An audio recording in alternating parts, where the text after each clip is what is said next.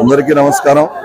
5వ తేదీ నుంచి మన అనంతపురం ఆర్డిటి స్టేడియంలో జరగబోయే ఈ దులీప్ ట్రోఫీ క్రికెట్ టోర్నమెంట్స్ గాను ఈరోజు ఈ క్రికెట్ నిర్వాహకులు టికెట్ల పంపిణీ, పాసుల పంపిణీ కార్యక్రమం చేస్తూ ఉన్నారు.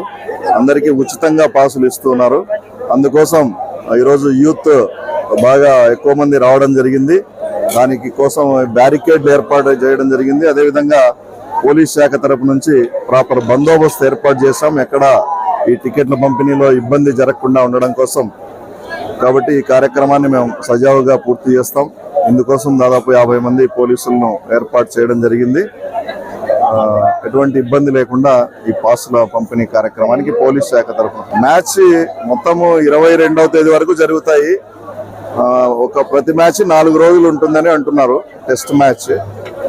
ఇంకా మ్యాచ్ల పూర్తి వివరాలు మాకు అంత ఐడియా లేదు. పోలీసులు ఇప్పుడు ప్రస్తుతానికి టికెట్లు పాసుల పంపిణీకి 50 మంది పోలీసులతో ఏర్పాటు చేయడం జరిగింది.